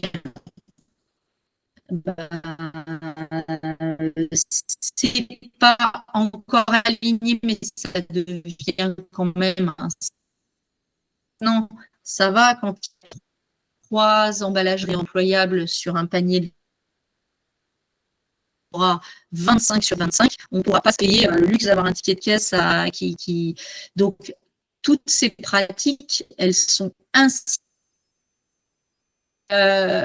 Une chose très importante aussi à arbitrer, et je vais aller sur les cartes en question, la manière dont on va collecter mon contenant retour. Aujourd'hui, ça peut être à l'entrée. Comme vous le voyez, on peut mettre des casiers comme ça, et ça, c'est du low-tech. Ça peut être également en caisse. Donc, je vais aller voir la carte 15. Alors là, ici, c'est un exemple à droite de super tout nu qui le fait dans l'entrée, c'est-à-dire c'est le premier réflexe de course, ça, la collecte, elle se fait dans l'entrée. Ensuite, une autre illustration en 21. Hop, 17, 18, 21. Hop. SodaStream est un exemple extrêmement intéressant, c'est-à-dire que SodaStream, on échange, si vous l'avez déjà fait, quand vous arrivez en caisse, ça se passe en caisse l'échange. Alors ça, c'est spécial SodaStream et il a été très pionnier, c'est-à-dire que vous amenez votre cartouche vide et vous déclenchez à la caisse la reconnaissance en fait du fait que votre geste de collecte-retour a été fait. Et ça, c'est quand même assez formidable parce que la caissière, elle récupère et ça déclenche automatiquement sur lecture du code barre la réduction sur l'achat d'une autre recharge. Mais là, le fait de récupérer ma consigne est tributaire d'un deuxième achat. C'est encore un truc qui est différent. Ensuite, si je regarde la carte 22, ce sont tous les TPE. Il n'y a pas que Bocoloco qui le fasse et ça a été un parti pris de Reuse.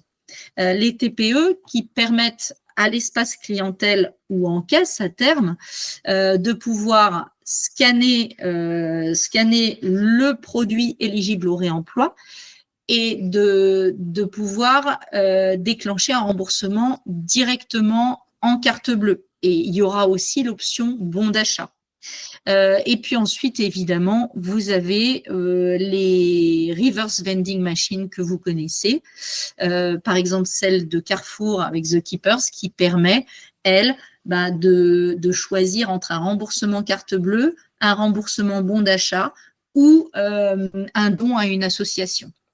À terme, on peut imaginer qu'on pourra avoir un circuit de collecte-retour dans tout un réseau de magasins partenaires, ce qui est le cas chez Alp Consigne, où il y a du multi-enseigne, mais le process n'est pas digitalisé encore. Sinon, chez moi, ça existe avec le fourgon et la tournée. Il faut savoir que le fourgon ne déclenche la livraison d'une commande qu'à partir du moment, et ça c'est pour optimiser les livraisons et c'est très éco-responsable, hein, qu'à partir du moment où j'ai une caisse complète de petits produits ou de grands produits qui est remplie. Voilà.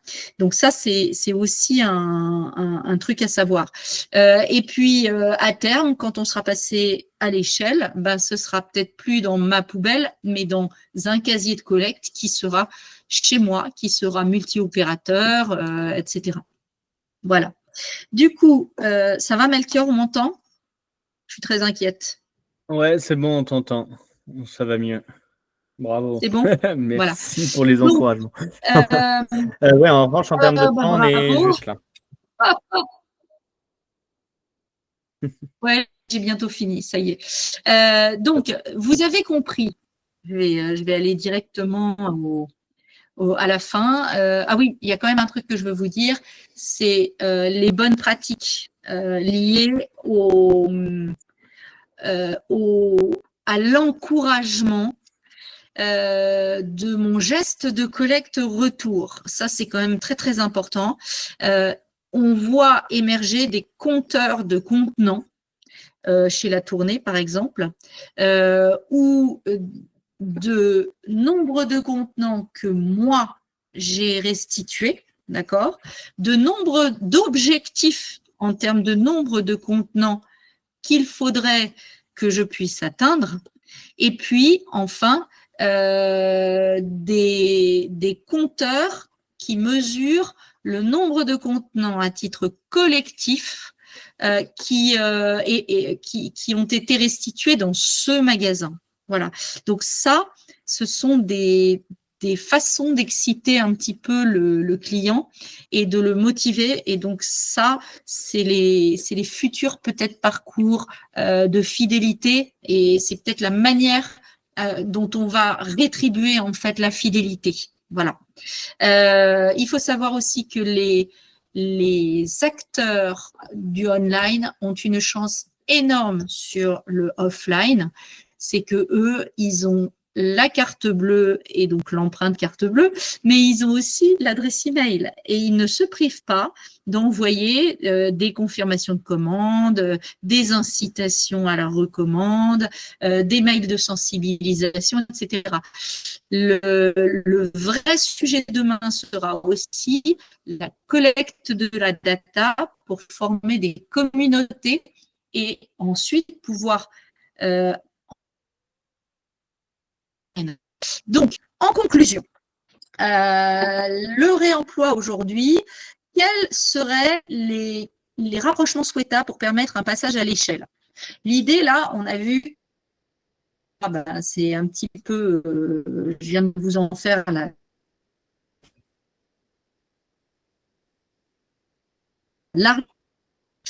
c'est un peu chacun fait ce qu'il veut sur les 23 critères.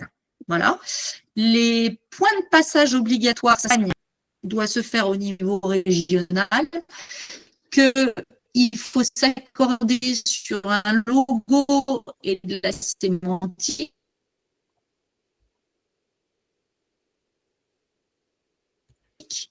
Que la valeur, est-ce qu'on fait de la consigne, est-ce qu'on ne fait pas de la consigne, quel est le prix de la consigne, il y a quand même, est-ce qu'on passe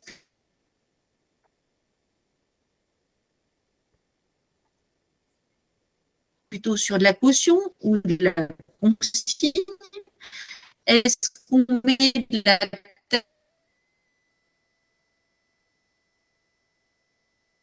tech, est-ce qu'on ne met pas de la tech?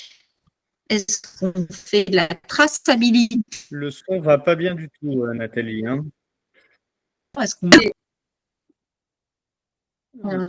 Il y a souci de diapo et de son, Nathalie. Là. On commence. J'ai rapproché. C'est le réseau, en fait, Est-ce que ça va la mieux là? diapo devient floue, donc ça ne marche pas.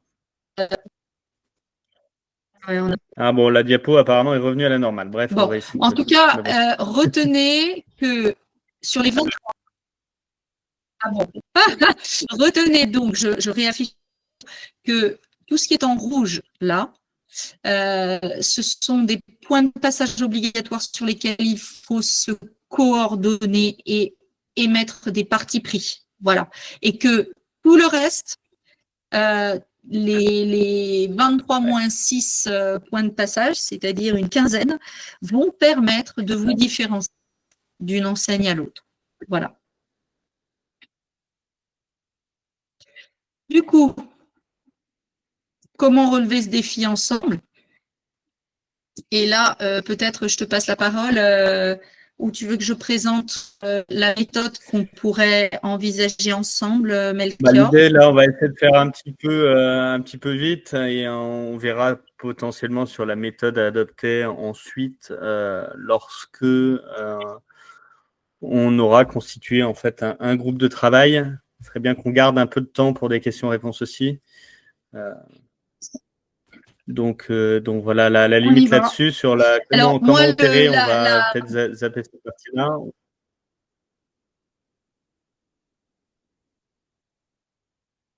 T'entends pas, Nathalie? L'idée est simple, l'idée est juste simple. Ouais. Vous m'entendez? Ouais, c'est bon. C'est bon? L'idée est simple, elle consiste à se dire les volontaires qui souhaitent construire un parcours consommateur unifié, homogène, Citeo compatible et avec les standards les plus voilà, et les possibilités de se différencier d'une enseigne à l'autre, pourraient co-construire ensemble autour d'un atelier que je me propose d'animer en physique et pas en digital. Voilà. Et c'est la méthode que j'ai employée chez Day by Day. Voilà. Méthode qu'on a employée chez Day by Day. Tu m'entends? Ouais, c'est bon. Oui, on entend. Melchior? Ouais. Voilà. Donc, je te passe la parole. Merci beaucoup, Nathalie. Du coup, je pense que j'ai l'impression qu'il y a 5 secondes de latence avec toi. On va essayer de prendre les questions-réponses. Alors, si jamais vous avez des questions, vous pouvez lever la main et moi, je vous donne le micro. Normalement, ça devrait fonctionner comme ça. Donc, n'hésitez pas. J'espère que malgré les soucis techniques, vous avez quand même pu apprécier le contenu de la présentation. Et voilà, si vous avez des questions, c'est le moment ou jamais. Y a-t-il des questions? Parce qu'on a perdu quelques participants depuis le début.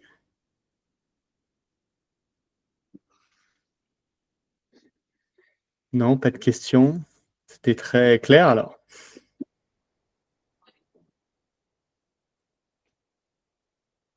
Hop. Il faut peut-être qu'on se pose la question de est-ce que tout le monde a bien entendu, non? J'ai l'impression que tout le monde n'a pas totalement bien entendu. Personne, il faut lever la main si vous voulez participer ou sinon activez vous-même le micro. Ah, il y a quelqu'un qui est là. Tac, tac. Est-ce que vous avez des réactions? Oui, on vous entend. Voilà. Est-ce que vous pouvez activer le micro maintenant?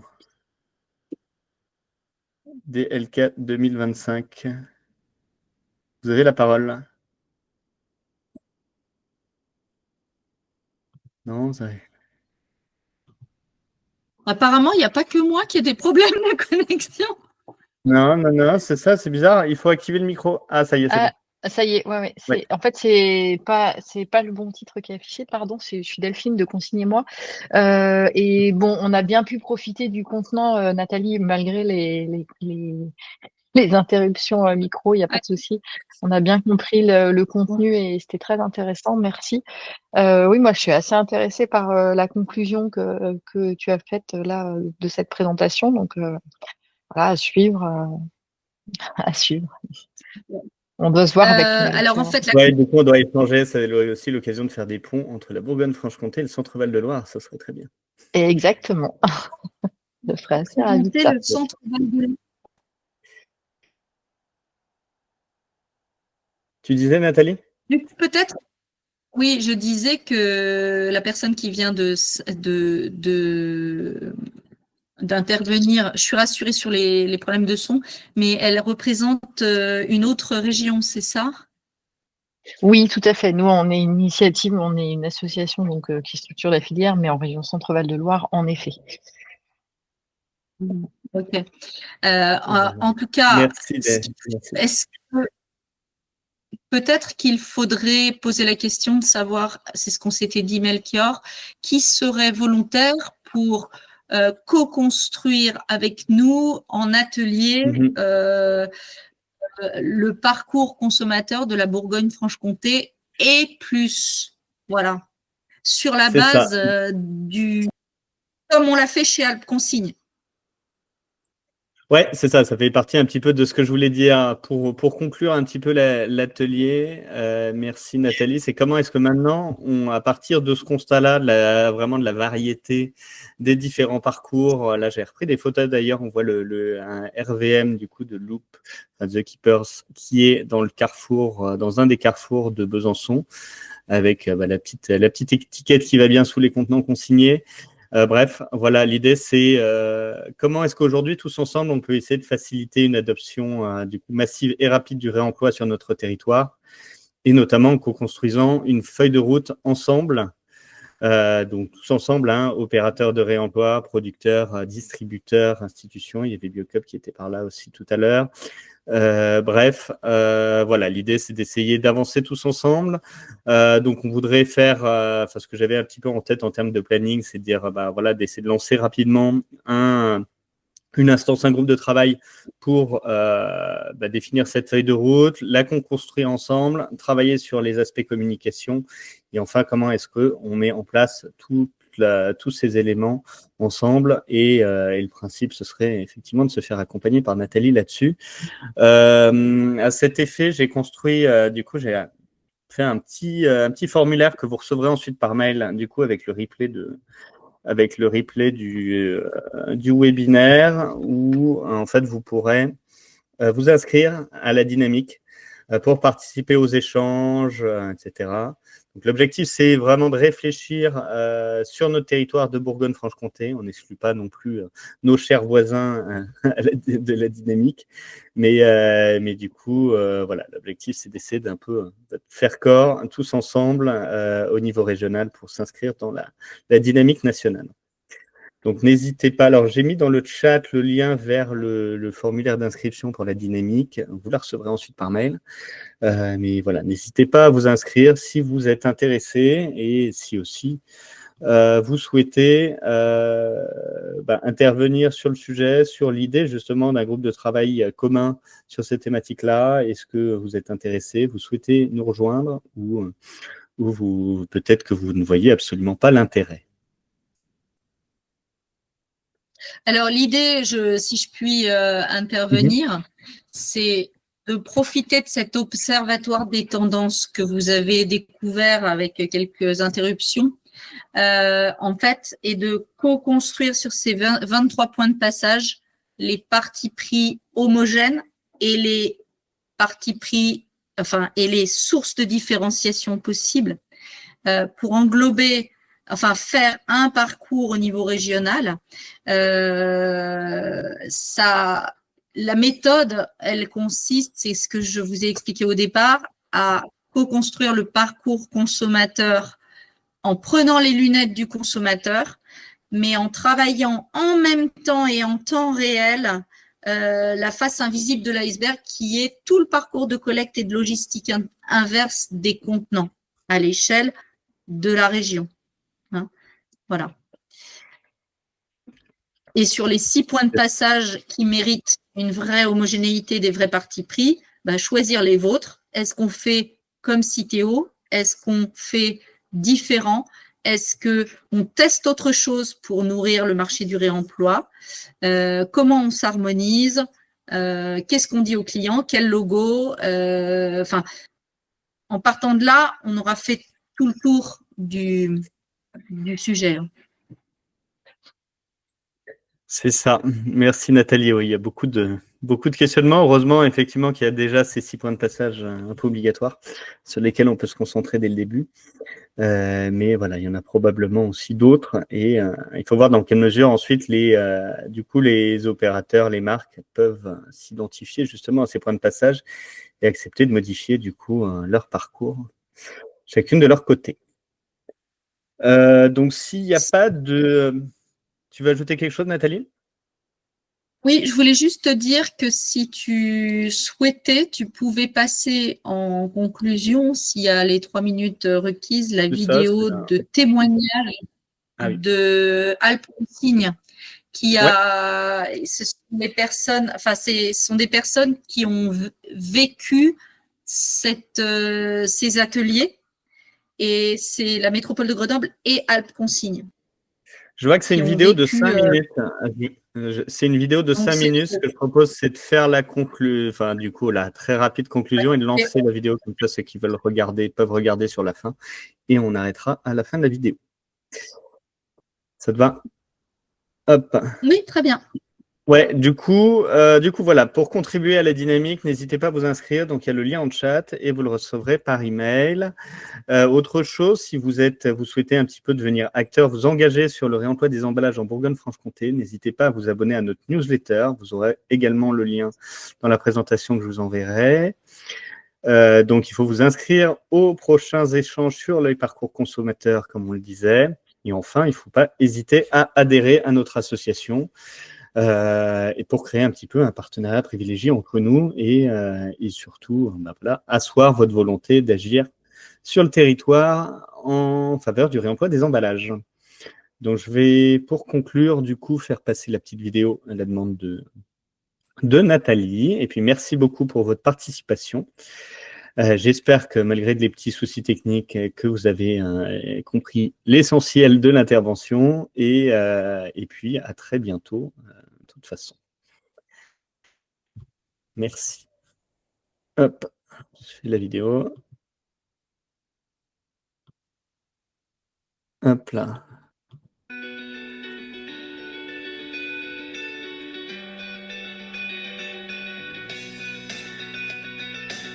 Le son passe bien, Nathalie?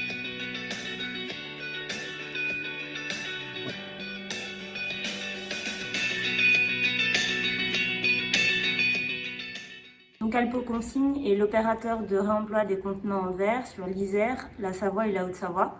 Donc notre objectif, c'est d'accompagner les producteurs de boissons à transiter vers des bouteilles réemployables, de mettre en place des points de collecte dans des magasins où on trouve des contenants réemployables.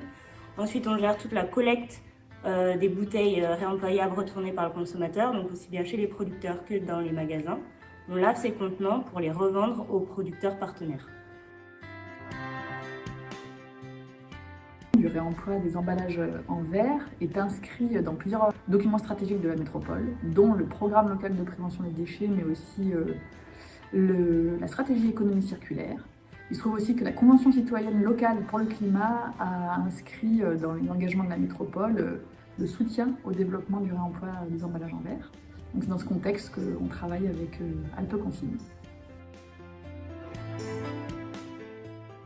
Augmenter le nombre de consommateurs de produits conditionnés dans des emballages en verre réemployables, rendre ce réemploi désirable et accessible à tous.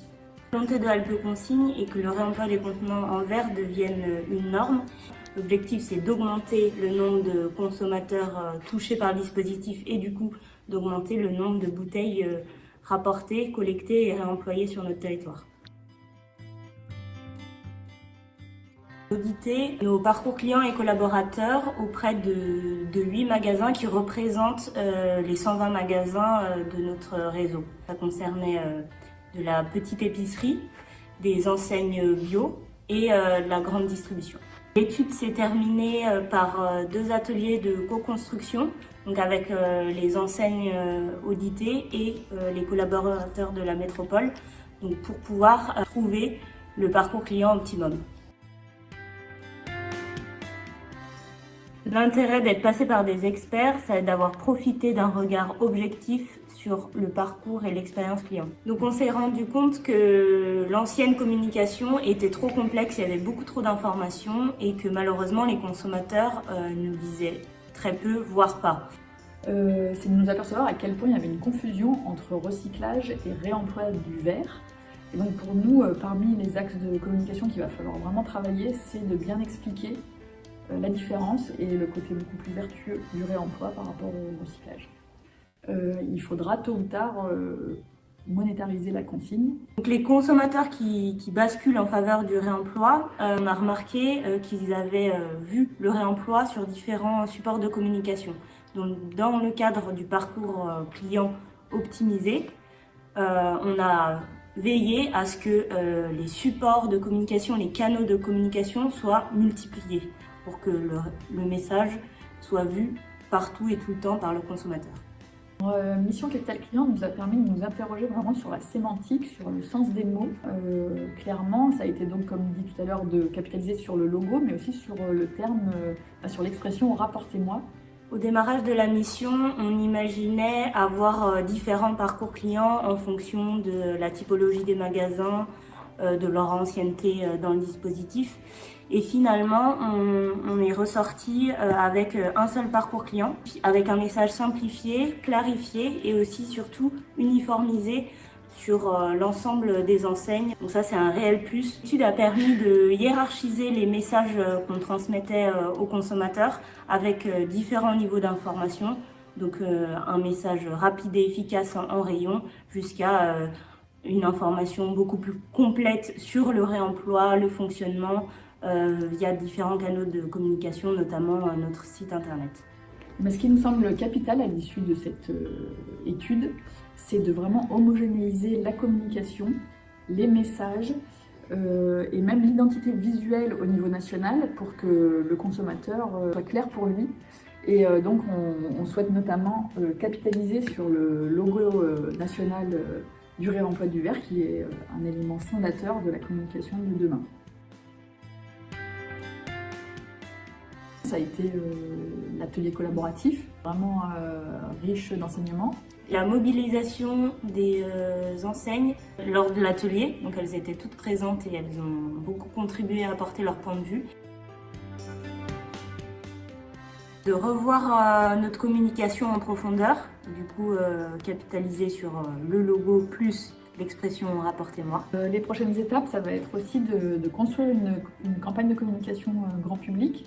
Les résultats de cette étude vont pouvoir bénéficier à l'ensemble des opérateurs de France Consigne et donc du coup avoir un message homogénéisé et clarifié sur l'ensemble du territoire national et que les pratiques soient identiques, qu'on soit à Nantes, à Lille ou à Grenoble.